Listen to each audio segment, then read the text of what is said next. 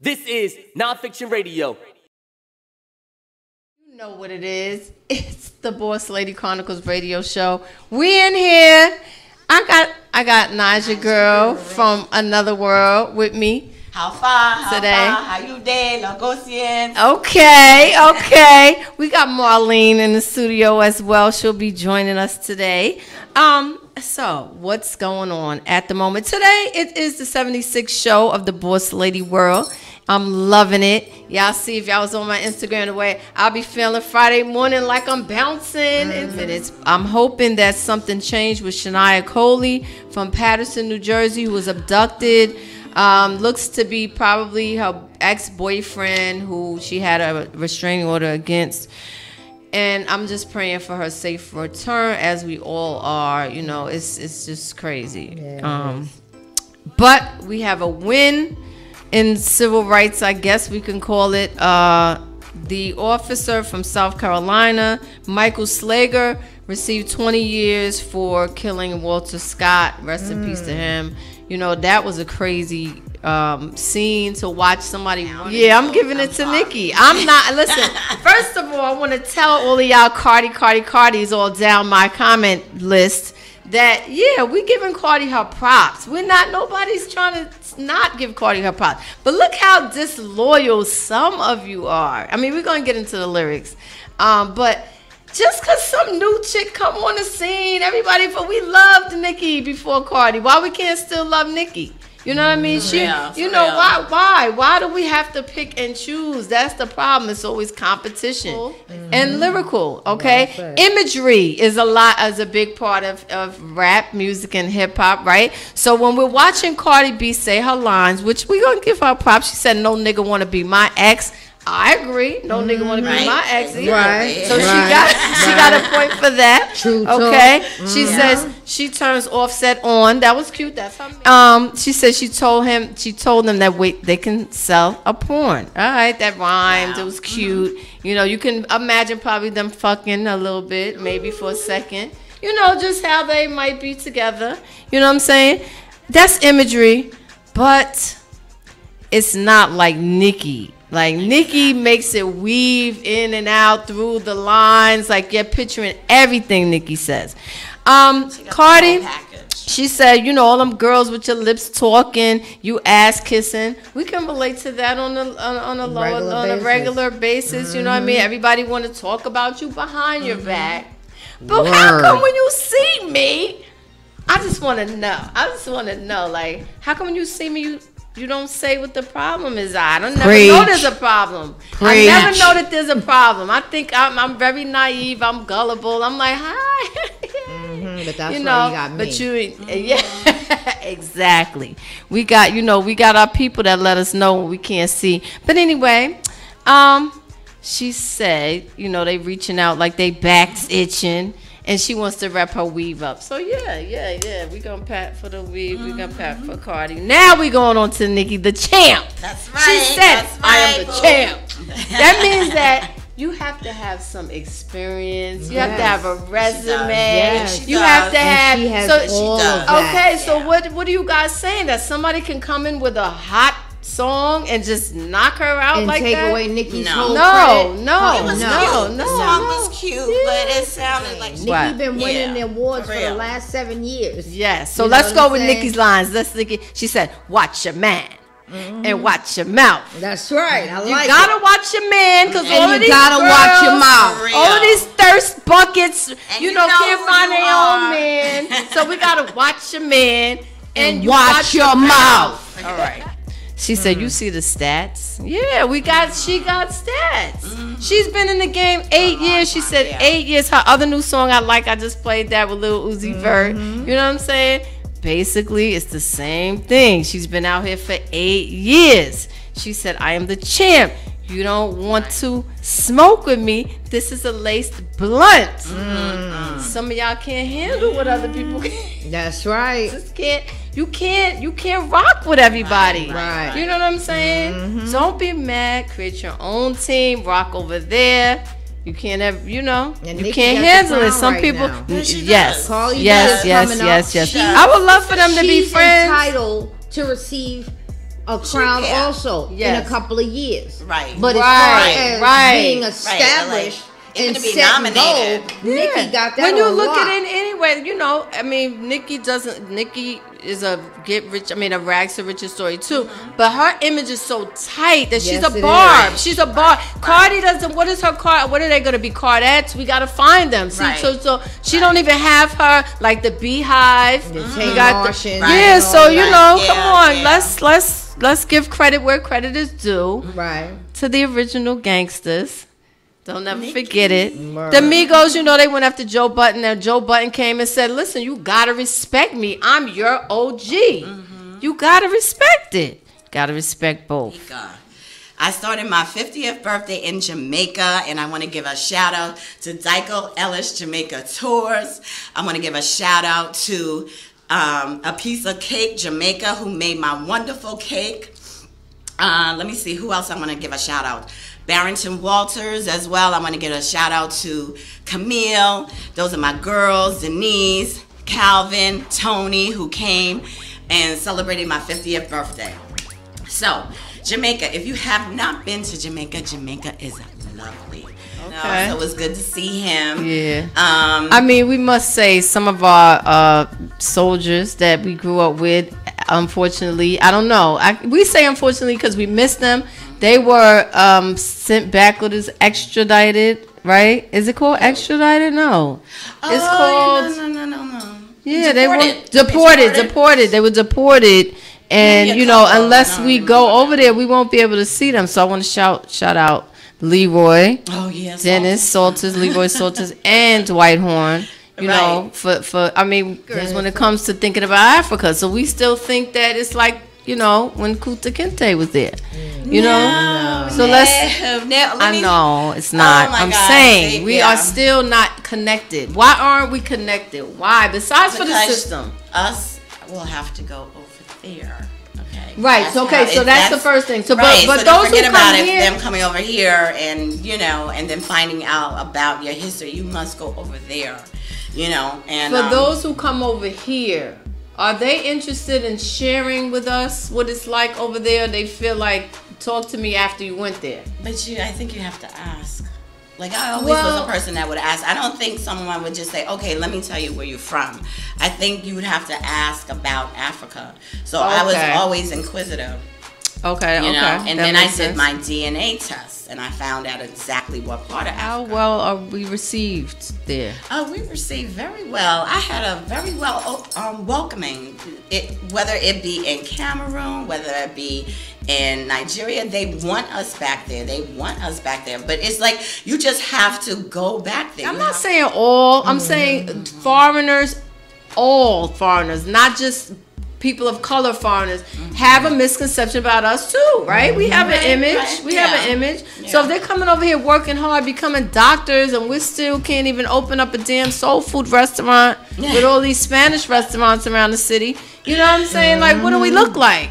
So do they really feel that it's their problem or their issue? The black issue, is it their issue? No. In Jamaica, they feel united, but... Well, you know what? I just think that is what white people want. For us to be divided. That is the whole thing, for us to be divided and not talk to each other. Right. Because, that I know Jamaicans that don't like Americans, Americans that don't like Jamaicans, and Jamaicans that don't like Trinis, and Africans that don't like people from Caribbean and things like that. So, it's called conquer and divide, where you're going to have to stop that. One of these days, you're going to have to actually stop and talk and say, you are my brother. Yeah, that Serena Williams and her husband actually got, because they went on Hotels.com to book their honeymoon, they got all these kinds of perks because, rich people don't pay for nothing. You know what I mean? So I'm saying the way that you are presenting your company is really, I think you're onto something. I just started. And it's God's intervention. I know He is guiding me because I know what's going on in my life, and it has to be God. Number one, when I landed in Nigeria, I had like this rush, like this feeling, and then I was just smiling like this. I couldn't stop smiling. I knew it was God. He was like, this is your home. Get over there. Oh my gosh. Well, number one, What are the clubs? What the clubs be like? The shrine. Well, you know what? The number one, and the first place I went was the New African Shrine, which is Fela Kuti. He started it. General. So when they say think outside the box, what that means is don't be set and stuck. You know what I mean? Right, exactly. You cannot stay in one environment your whole life and think that you know everything or you know too much of anything, because there's so much else going on. We get into thinking that the way that we're living is the way that everybody's living. It absolutely it's not. I think it's unfortunate that the basketball wives with their privilege are not showing us how to live a better way. You know, taking us into these stores. You know, everything is so to brag and show off. Right. You know, it's not to enlighten us. The Boss Lady Chronicles show gives knowledge and information for elevation. So we are here to not only entertain, but to inform. You know, we are here to open the doors up of communication for understanding. Save Africa. Africans have to save Africa. Africa belongs to us.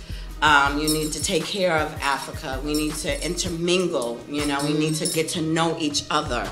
You need to make connections with Africa.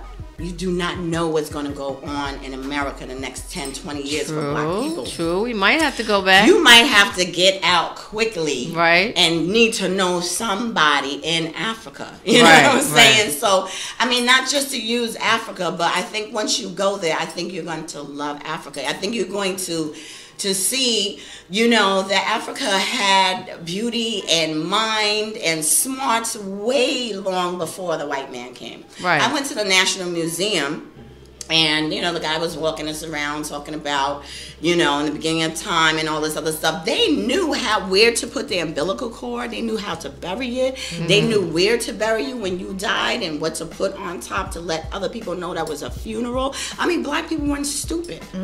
As white people make it seem that we were stupid, that they came over and civilized us. We was always civilized. Right. You know, and I mean, just looking at that, when I'm walking through that, it just, you know, like, it just, you know, radiates, you know, that what I already knew. It's a Kalakuta Museum. I don't know if I should, but anyway, his friends came, and I guess they didn't have enough money. So one of the guys that was working there went with him in the car so they can go to a bank, whatever they were going. So that's how, you know, relaxed it is, that they will do stuff like that. It's just very, you won't catch that in America. Oh, hell no. In a minute. In Africa, no. We got, listen, unfortunately, we have inbox messages that say, if a little child is crying on the side of the road, don't help them. That's how this world is. Because they, you know, they're following people to their house. Like, this, like, call the police. Do not put them in the car. If a girl is crying. Now, that's horrible. What if something's really wrong? And we're like, oh, no, she's trying to get me. Yeah. We're, so let's list the places that you went to. All right, vacation the way I did it, because it was 50. I'm not doing this like it is, like, no more. Like 3 countries. So, yeah, definitely I got my body right. I got everything going. You know what I'm saying? So I was, for 50, I was like, I ain't going to be fat for 50. You know what I'm saying? No. You know, so, okay. So definitely the African Shrine, Scoochie Drink. Okay, then I went to the Echo Suites. Say hello to the Echo Suites. Fabulous hotel. Got 8 restaurants. Really nice. It's on Victoria Island. We just chilled over there till Sunday and skated over to Elagushi Beach. We're all getting in this conversation of the men. The question is, you know, we have different upbringings, of course. You know, a lot of girls that are from where we're from, we get frustrated with the men that are from where we're from. You know what I mean? I don't know if it's that we know them too well, we've been around them too long, you know, because even when you meet guys from other counties, it's different. They're just different. I don't know what's the dynamic, but when you go overseas, I'm sure, even with the fact that racism is not even the same in other countries, there's just different things. So you know, these Bergen County dudes that we grew up with. I ain't gonna get on my bros today. I'm gonna leave them alone. Right. But, you know, I put up a video. Did you see the wedding dance video, real short video I put up today? It was this guy that looked like an African wedding. So he runs into the, it was their reception. I guess they were about to have their first dance, right? And then it was like he was so excited. And yeah, you know, that's his wedding. Of course he's going to be excited. And she's coming in, she's strutting in, you know. And we're talking about respect to one degree, all right? Let's talk about how we treat our women. Let's talk about how other men treat their women. Awesome. I think everybody should go do their DNA test. I think you should get back to Africa. I think you should go back, make some type of connections. If you're from Africa, right? Oh, definitely. I'm talking to the black diaspora, most definitely. So you took a DNA, and that's how you found out? Wow. Right. I did 2 different DNAs. I did the African Ancestry DNA, which is like almost like $300, but it also tells you the ethnic background. The other one, the Ancestry DNA, only gives you percentages. Like you could be 40% Nigerian, 30% this and that. The other one tells you your ethnic background. It will say I'm Takara, Hauser, and Fulani. You know, so on my mom's side. So, but the man has to do for the male side. Yeah. So, So, from another world, you can follow me at Vacay the African Way on Instagram, on YouTube, and Facebook. I'm under either Niger Girl or Kelly Girl or Kelly Saunders. But before, a piece of cake, J.A. Her name is Vinisher, and when she told me that she grew up in Liberia, and I thought that was like another kind of like aha moment because she did my cake. Now here's a woman that grew up in Liberia. My dress came from Lagos, okay, and the picture of my cake was an African woman with a tiger. And I called it 50, Fierce, and Fabulous. And I did not know that the woman that made it was originally, you know, grew up in Liberia. So I just felt like everything was African. Yeah, you know what I'm saying? Right. So, thank you guys again for tuning in to the Swag Hour of the Boss Lady Chronicles radio show. You know what it is. Can See we y'all next Friday.